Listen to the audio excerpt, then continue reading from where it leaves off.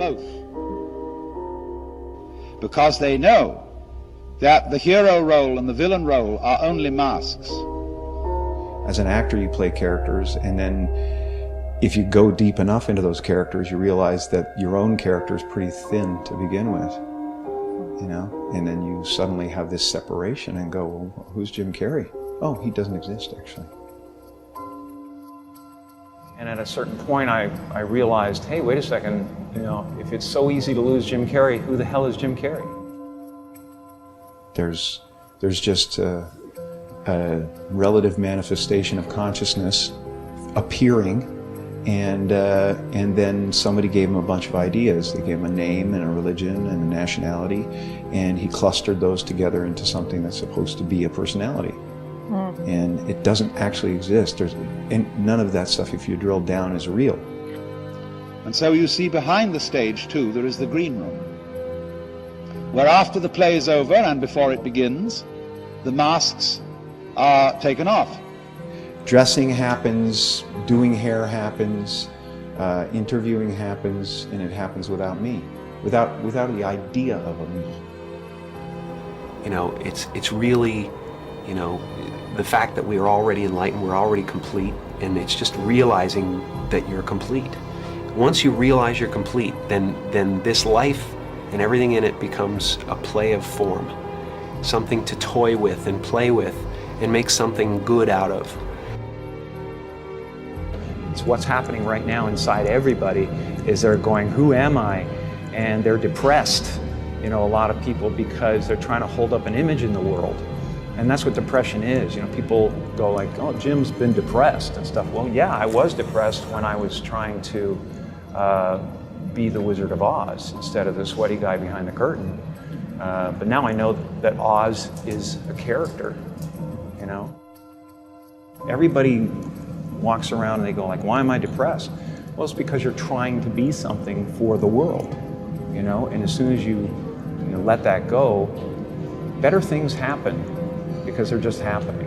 And there's been a series of kind of awakenings I've had in my life, and you know, people chalk it up to depression and all that stuff. I think that, you know, grief and sadness and all those things are the ticket home to nothing. I think that was a part of the process. There's been several other awakenings, and yet still I have a lot of egoic attachments that pull my attention and focus. I think, you know, the right marriage with the right character and the right guy who's going through something is essential. And so that behind the scene, that is to say, in reality, under the surface, you are all the actor, marvelously skilled in playing many parts and in getting lost in the mazes of your own minds and the entanglements of your own affairs, as if this were the most urgent thing going. But behind the scenes, in the green room, you always have a very tiny sneaking suspicion that you might not be the you that you... I am bigger than this body. You know, they talk about omnipresence in church, and nobody really thinks about what that means. What it means is every cell of your body is God. Everything is God. Everything is divine. So when you do good things, when you decide to transcend the negativity and attempt to do something positive for you, for your family, you are the heart of God. You are the eyes of God. When you speak from that place, you are God's voice. And when you make a loaf of bread in this place, in this kitchen, that is a Eucharist. You're blessing people with your work. You're serving the world with your work, with your effort. That is a Eucharist. That is the body of Christ. You know? And I thank you for everything you're doing. You're amazing. You're champions. I admire you. And neither of us exist. And we're energy. We're one giant field of energy dancing for itself. Dancing? That's exactly it, and we shouldn't take it so personally, you know, because it really is just a beautiful, beautiful relative manifestation, and it's here for us to enjoy. Thank you for your energy. Yeah. Jim Carrey. Thank you again. sir. All right, I appreciate it. We're And apparently here anyway. we're not actually here in the absolute sense. Yes, but we are live In on. the Theta Vedanta sense, we don't exist at all. We are going through that lens on the iPhone. Not really. Not really. No. I think we are. We're just I a think cluster of tetrahedrons people soaked in desperation. Well, that part's true. That is true. So There's no you. No. We're not here. This is a dream. There's just things happening, and there are clusters of tetrahedrons moving around together. Okay. That's the truth of it all. You do No believe matter that? what happens. Absolutely. I think that we have to play our parts as relative manifestations of consciousness. We're on a game grid here. This is a lovely fantasy we're going through, and I think that it's important that we play our parts. And I want to play a good one. I like to play good guys. Right, You know? right. And, so you do what you can, but ultimately, you got to remember that it's not who you are. This is not who we are. You know, we're in an absolute sense every freaking thing that you see is you. And you are so, beyond immense, beyond imagining.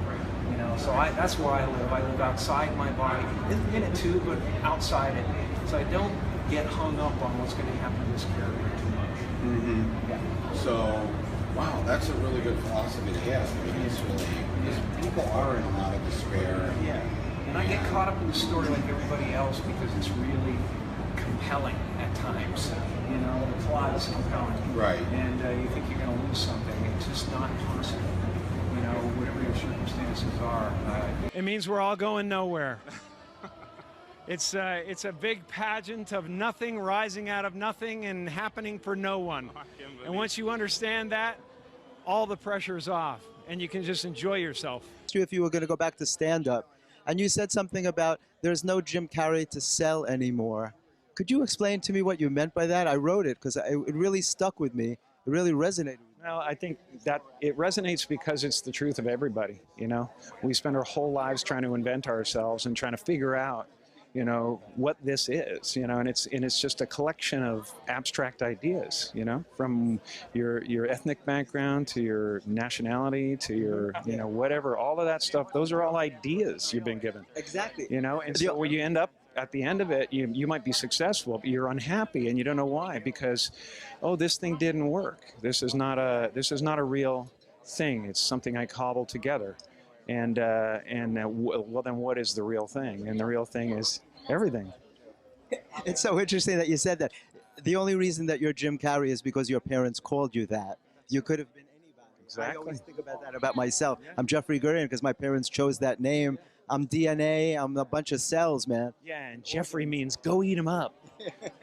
It's so Jeffrey cool. means make us look good. Is it kind of scary releasing this out into the world and just being so vulnerable and having this side of yourself and this, No, exposed? because there is no me, no self.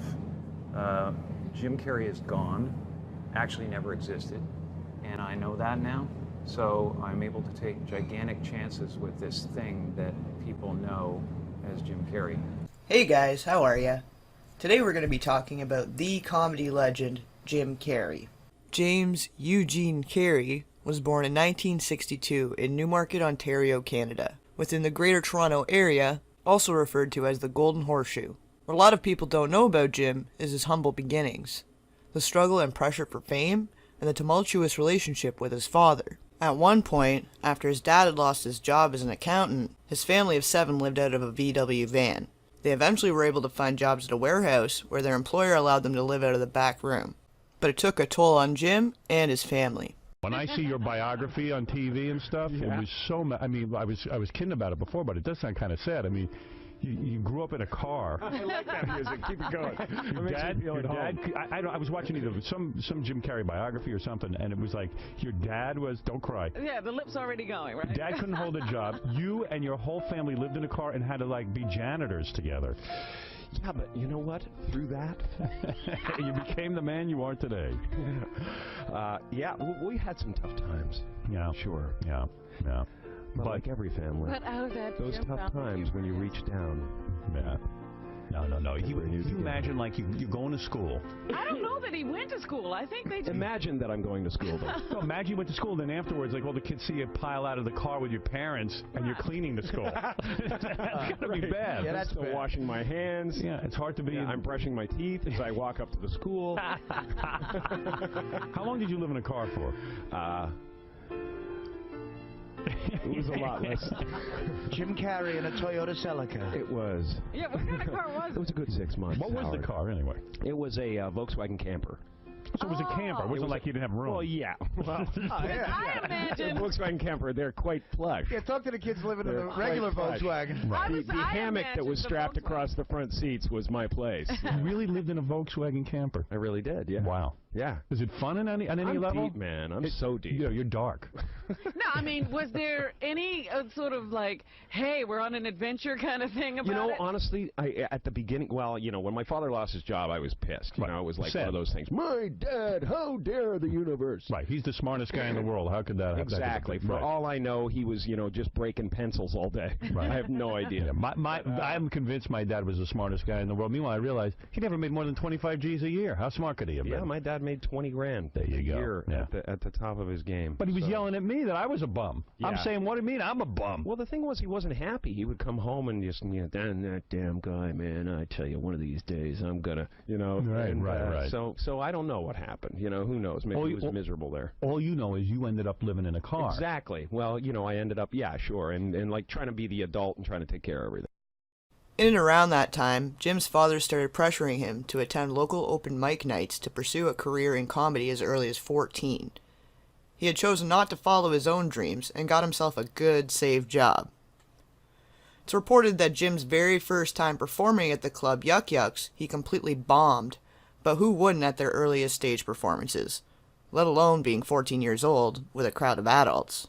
You all know the funny man, thriving on attention and laughs. So it's surprising now when he's openly speaking in a very somber, profound manner. A lot of people think he's gone a bit crazy due to the recent interviews, and looking back on his past behaviors and expletives that most people took as a joke. Wait, tell me, is it true you're wandering the streets? You need a date to the party? What's up? I'm gonna jump in and point out why this was a really stupid question to ask right off the bat. As some of you already know, his girlfriend, Katerina White, had just recently ended her own life. No. I'm doing just fine. I just, there's no meaning to any of this. So I wanted to find the most meaningless thing that I could come to and join, and here I am. They're celebrating. You got to admit it's completely meaningless. Well, they say they're celebrating icons inside. Celebrating Do you believe icons. in Boy, that is just the absolute lowest aiming, possibility that we could come up with. It's like icons. Do you believe in icons? I don't believe in personalities. I don't believe that you exist, but there is a wonderful fragrance in the air. You don't believe certain icons have the power to make change, to think differently, to be bold, to inspire others? Artistry? You're one of them. On the good foot. Ha! Yeah. You shut her down now. Yeah, no, I don't believe in icons. I don't believe in personalities. I believe that peace lies beyond personality, beyond invention and disguise, beyond the red S that you wear on your chest that makes bullets bounce off. I believe that it's deeper than that. I believe we're a field of energy dancing for itself. And I don't care. But Jim, you got really dressed up for the occasion. You look good. No, Was that an accident? I didn't get dressed up. Who did? There is no me. There's no you. No. We're not here. This is a dream? There's just things happening. And there are clusters of tetrahedrons moving around together. Okay. Yes. So what's happening in our world right now? Because there is a lot of news that actually is relevant that's not that Here's uplifting. the thing. It's not our world. None That's of this the is key. real? Nope. So you're just passing We don't through. matter. We don't matter. Oh.